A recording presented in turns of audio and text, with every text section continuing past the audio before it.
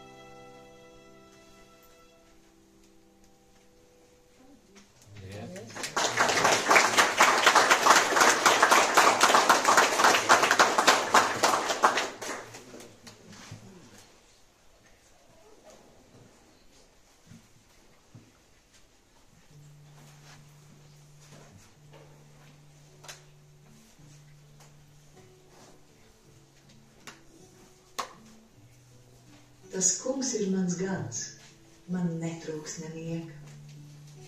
Viņš man liek ganīties zaļainās ganībās. Viņš mani vada pie skaidra ūdens. Viņš atspiedzina manu dvēseli un ved mani pa taisnības ceļiem sava vārda dēļ.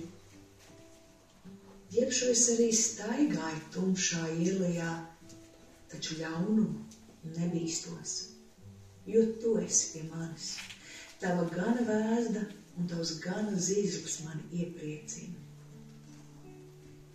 Tu klāji manu galdu, maniem ienaidniekiem redzot.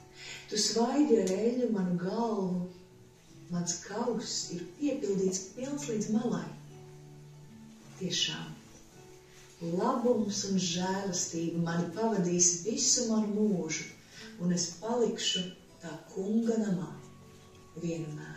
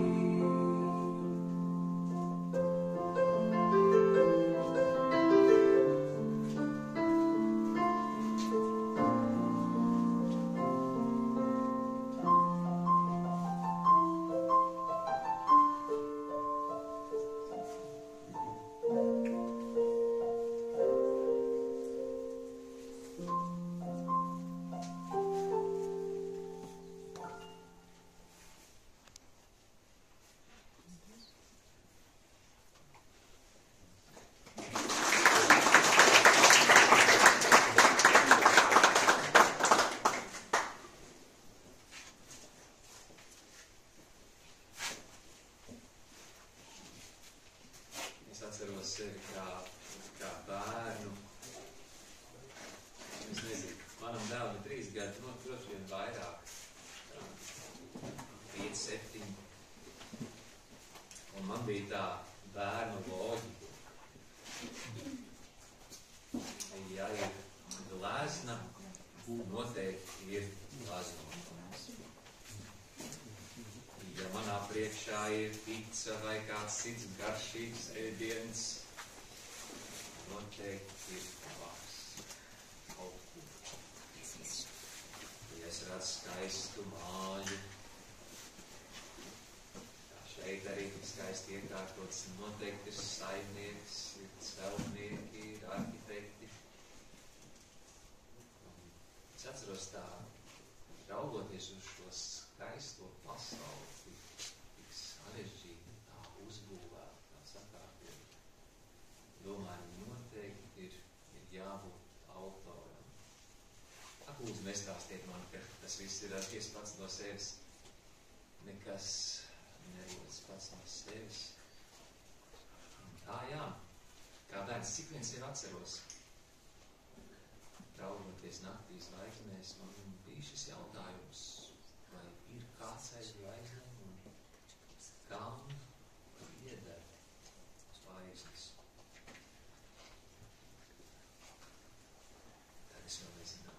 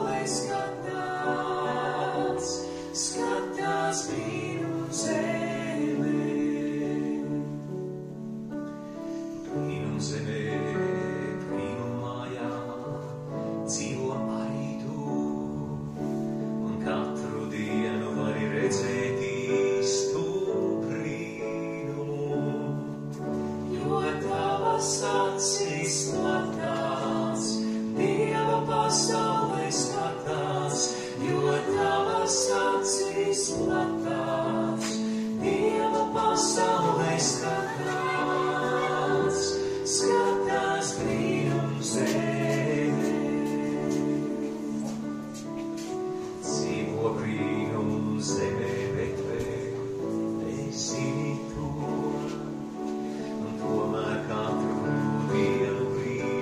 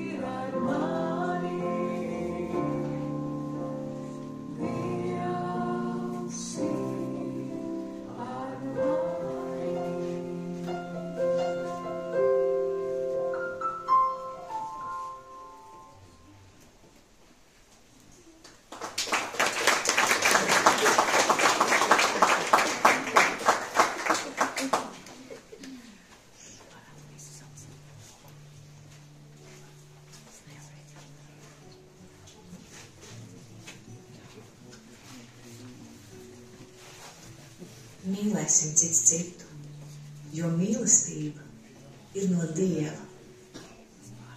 Redzami ir kļūsi Dieva mīlestība mūsu starpā, Dievam savu vienpiedzimušo dēlu sūtot pasaulē, lai mēs dzīvotu caur viņu. Šī ir tā mīlestība. Nevis, ka mēs esam mīlējuši Dievu, bet ka Viņš mūs ir mīlējis un sūtījis savu dēlu mūsu grēku izpirkšanai. Mīļie, ja Dievs mūs tā ir mīlējis, tad arī mums pienākas citam citu mīlēt. Dievu neviens nekad nav redzējis, bet ja mēs mīlam cits citu, tad Dievs mājo mūsos, un Viņa mīlestība ir mūsu vidū tapusi pilnīga. Mīlēsim, jo Viņš ir mūsu pirmais mīlējis.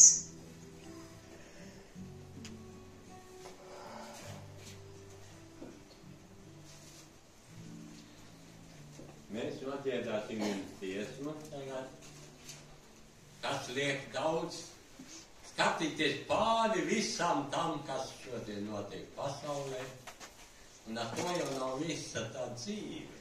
Ir kaut kas ļoti skaists mums priekšā, un par to būs arī šīs divas dienas.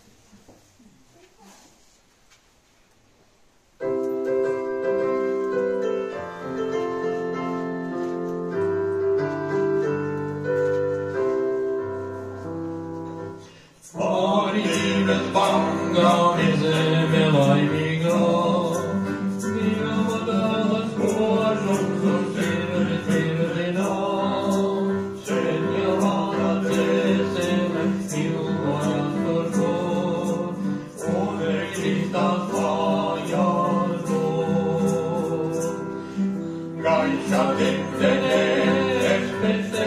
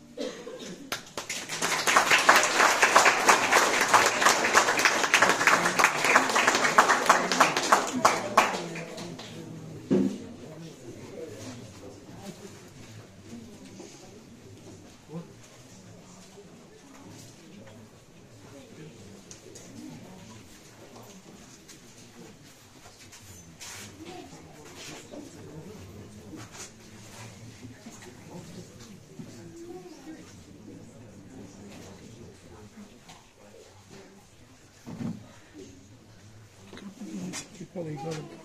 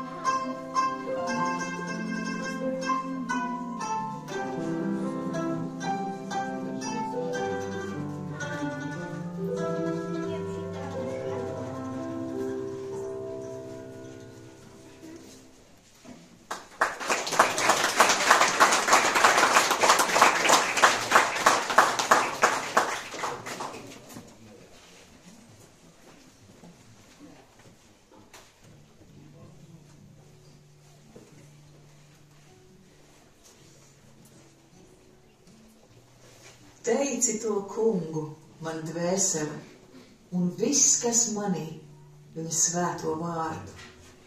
Teici to kungu, mana dvēsele, un neaizmirsti, ko viņš tev labu darīs.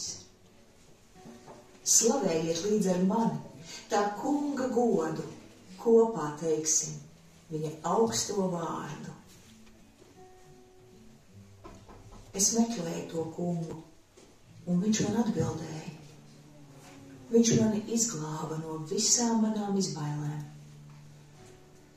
Uzlūkojiet viņu un tuvojieties viņam priecīgi, tad jūs starosit, un jūsu sejas nepazīs pazemojumu. Kas bija postā grimis sauca, un tas kungs viņu uzklausīja un izrāva viņu no visām viņa bēdām. Baudiet un redziet, cik tas kungs ir labs. Svētīgs tas cilvēks, kas pie viņa tvers un uz viņu paļaujas.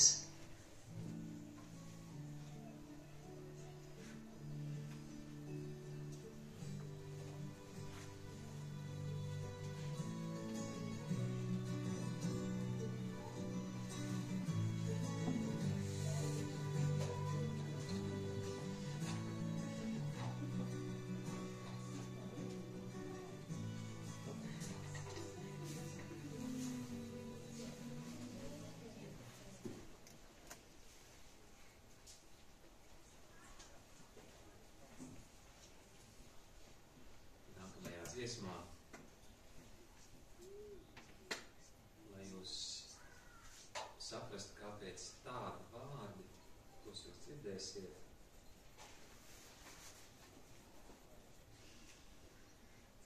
Es esmu tāds cilvēks, kuram nemaz nav tik viegli tā atvērties, izskatīt dvēseli un par visu pastāstīt un tādus iekšējos pārdzīvojums vai saviņojumu tā uzticēt citiem cilvēkiem. Un tad, kad es sapratu, ka tas, kuram pieder zvaigznes, par mani zina pilnīgi visu, ka viņš mani pazīst labāk nekā mani tuvākie cilvēki. Godīgi sakot, labāk nekā es pats sevi. Mākam jau piemānīt, bet paši sevi reizēm.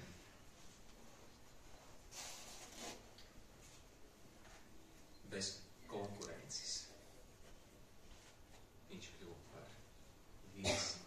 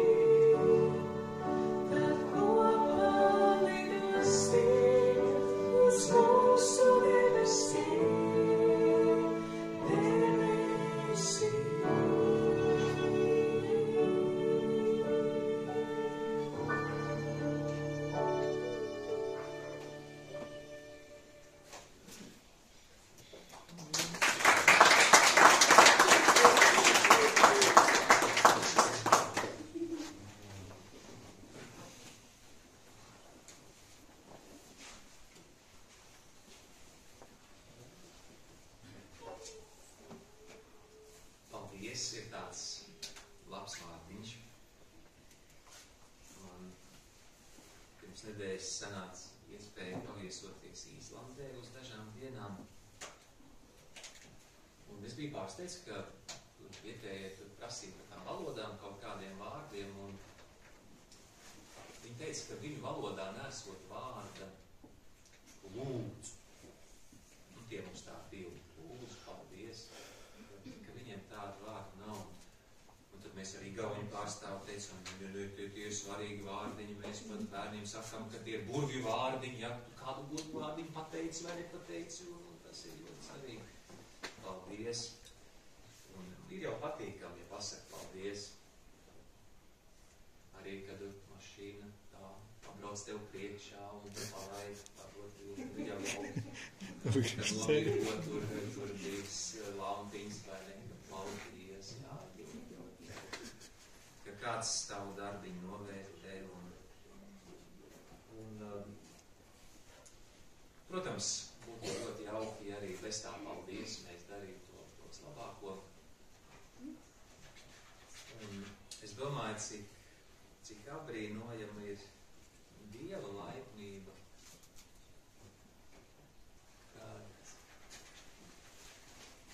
Reizēm paiet 50, 60, citam 70, 80, cits nodzīvos 100 gadus. Un visu gadu garumā nav no viņu lūpām izlauzies šis vārds paldies Dievs par dzīvību.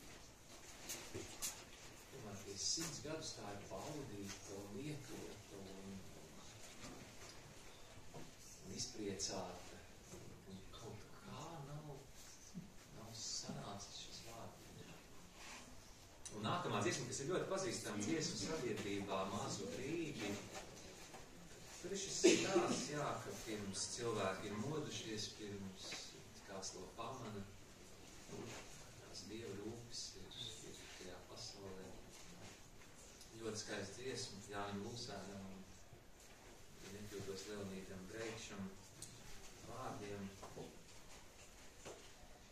Jā, kaut kā bērniem mēs to ātri iemācam. Cenšamies, mēs arī savam meitiņai 1,7 jāskrēja pakaļ, vai ne? Paldies, brālīti, paldies. Jā. Neaizmirst.